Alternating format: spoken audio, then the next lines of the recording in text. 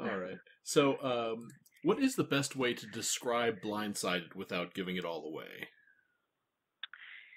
So it follows the story of Sloan, who is my character. She's a young woman who was recently blinded. I won't give any information as to what happened, but she is sort of navigating that completely new way of life for the first time with humor and the support of her family and friends. And she goes home to be where she grew up with her dad and her friends, and a series of events happens that she will be tested, and kind of really unexpected and challenging things occur. That's the most vague answer I can give you, I think. Okay. When it came to the casting process, how rigorous was that? Because obviously, if you're playing someone with this sort of disability, you have to be able to act and also portray that kind of handicapped believably. I'm sure that was a little stressful. Right. It was definitely really challenging. I remember it was my first ever audition with my new agency. I had just signed with them. So there was already pressure before I even opened the email of what the audition would be. I remember there was already a lot of pressure on me for that because, you want to prove yourself. And then I opened it and it was like, this character is blind and there will be fight scenes and all of this stuff. And so I kind of just had to jump right into it. I guess I watched a lot of videos of people just talking about their experience, on YouTube, so you can see what they look like and how, their disability is visible. So I kind of just watched that kind of thing and tried to make it up in a way that felt natural and also respectful. And I remember I went to the first audition and I feel like I bumbled my way through it and I left feeling very embarrassed, which honestly is a regular experience with auditions. And then miraculously I got a call back. And by then I think I had a week to prepare. So I just worked on the physicality a bit more. And then miraculously I booked it. On set, did they have anyone that was consulting for that handicap, or was it pretty much just you on your own figuring it out? Just total guerrilla filmmaking. I was the consultant. Have you gotten any feedbacks since about your performance in the film from anyone that could say whether or not that they feel that it's that you're doing it right? Because I can't really say. Did you get feedback from a blind person that you played a blind person correctly? Right. It's ironic. Yeah, I imagine. I mean, it is funny that you can't really get feedback from somebody who would actually be authentically living that experience, which is obviously unfortunate. I haven't gotten any. I would love to hear from family members who there are people in their family with that disability, but so far so good, I guess. I keep auditioning for blind roles, so I don't know. It's becoming my specialty. I don't think you want to get typecasted for that. No, no. Yeah, because you don't see that many roles coming up that feature a blind lead, which is unfortunate. That there's not that kind of representation, but at the same time, be like that's a real pain in the butt. Always have to play that same role. Yeah, it would be interesting if there would be a way to navigate it where there could be blind actors. It would be hard with marks and everything, but maybe that's something that's coming up in the future, and I'll be out of a job. I don't know. Well, director Jenny Gold is trying to get more representation for disabled actors to actually be in films playing the disabilities. But I mean, you also have to think how many people that are good actors also have this disability, unless studios want to start, purposely crippling people just to fit that quota, which would I don't know if I would put Yeah. it past certain studios. I think the industry is changing overall, that there'll be a new generation of people coming up that maybe a Hmm. generation ago didn't think that they could be an actor because of, things across the board, from just the way they looked to something to do with, it could be Hmm. anything. So I don't know. I think the future is bright in that respect. Do you think the up and coming actors have more of a chance of hitting it big by starting on YouTube, or going the traditional Hollywood route, and moving to LA and grinding away at auditions and whatnot? That's hard to say. I think there's so many different avenues. Um, like, my advice to an actor starting out is kind of just do everything, say yes to everything, and make the most of the situation you're in. I'm not an American citizen. I have a visa now to work in the States, but when I started, I definitely had no prospects to go to LA and be able to legally work. Hmm. And luckily, I could move to Toronto, which is, one of the other capitals for filmmaking. So when you're starting out, just do the best you can with what you have and just hustle. Well, your experiences on set with playing this role, how did you accomplish it? How did you get through every shoot with having to be blind? How did, like, the camera's here, so how do you place yourself in a way that it's obvious that you have this disability, but I don't really know how to explain it, because it's such a rare thing to see. I don't know how you would do that on camera. I'm a failed Right. actor, so I don't so Oh, obviously I couldn't do it well, too well.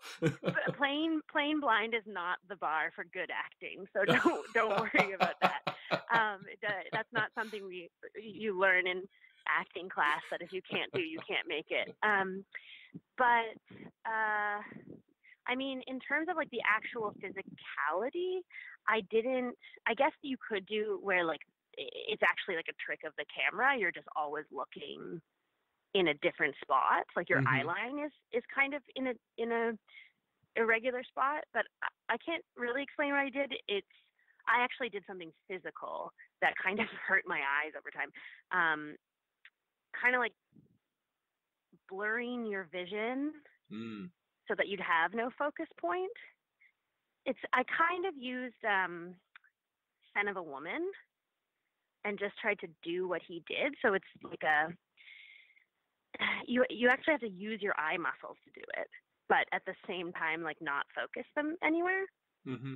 I can't really explain it. I can do it in person, but but I definitely haven't written like a step-by-step guide on how to play blind.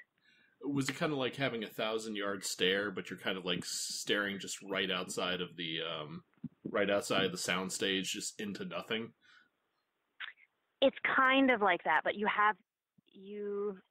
like, I want to say that, like, your eye muscles are clenched, Mm. but I know that's not the technical term. But yeah, it's like kind of a halfway point between a 1,000 yard stare and something else that maybe we can call the Santos technique. I'm not sure. How many days were the shoot? It was really short. I think it was 2 weeks, all overnight.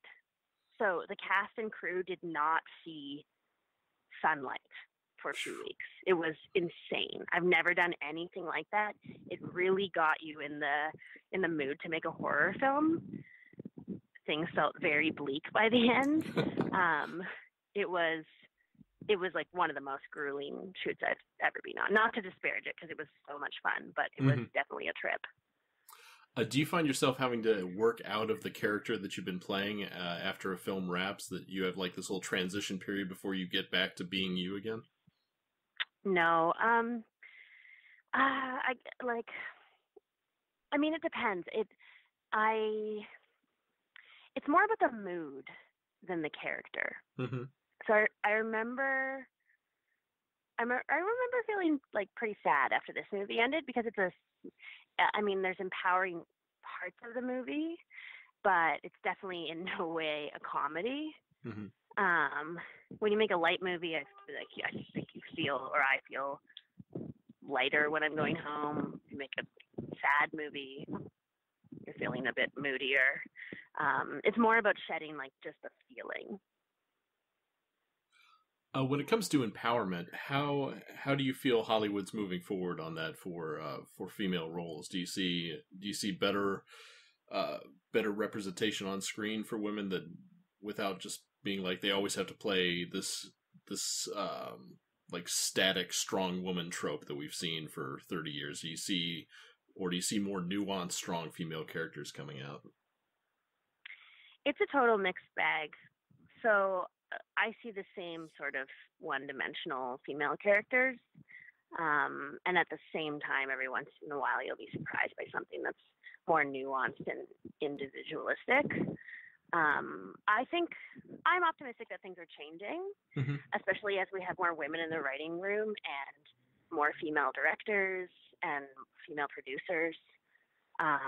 There's still a long way to go. Um, but yes, every once in a while, there's something surprising where somebody, a character is taken off the page and they actually feel like a real woman. Is it really noticeable when a man writes a woman's dialogue versus a woman writing a woman's dialogue? I think it's systemic. So Hmm. I think there's probably lots of female writers who are writing in this way that they've been taught to write, that they've seen has been successful to get things off the ground. Hmm. I wouldn't say that I know if a man has written it, because, like I said, a woman could be imitating this sort of like systemic style, but Hmm. I can usually tell if a woman has written something.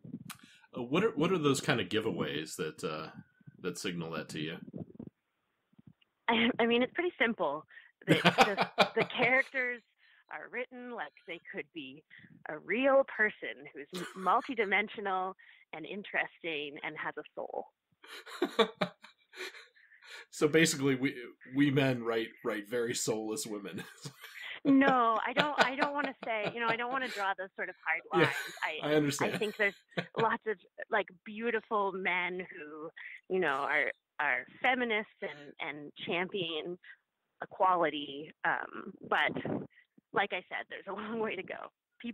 There's all sorts of different kinds of people in the world, which is kind of the overall point, and that also extends to really terrible writers and really Mhm. wonderful writers. Is there a specific type of character or a specific role or a film genre that you really would like to get into, or a type of character you'd like to sink your teeth into? Oh my gosh, so many. Um, I like witty characters. It's like when you're not making such a like on the nose comedy and the character still tends to be funny, just like in Hmm. real life. In Blindsided, my character is really like she's a total like zinger one liner kind of gal. So that was really refreshing. I'd like to do I'd like to do everything. I'd like to play less passive women, women driving the story. There's just so much. Is I'm there not done. is there a specific story, like if a studio were to come to you and were to say we can fund your passion project, what would your passion project be? um, I'm also a writer and a screenwriter, Hmm. so there's lots of things I'm writing and developing. So I wouldn't say there's one genre. I'm writing a couple horror films. I'm writing a Southern Gothic. A lot of the shorts I've been developing are about my own life growing up in small town Ontario, which is very niche. Um, it's all over the map. As far as Blindsided, when and where will people be able to see the film? It comes out in the States on August 13th on DVD and all digital platforms. I believe it's already been released in Canada, but I'm really excited for the American release. I'm hoping a lot of people will see it. What else do you have coming up in the near future that we can look forward to? I just recently was on the third season of True Detective, which aired in the winter. I'm in a franchise of Christmas movies on Up TV, which is an American channel we unfortunately don't get here. It's the Very Country Christmas franchise. And I work on a Canadian show. I have a recurring role as a very sassy reporter on a CBC Canadian show called Murdoch Mysteries. Uh, do the CBC shows ever get syndicated in the U.S.? Yeah, I think, I really should know this. Please fact check me. I believe in the States it's called the Ovation Network that Murdoch Okay. Mysteries runs on. Yeah, and then it's in the UK and Australia as well.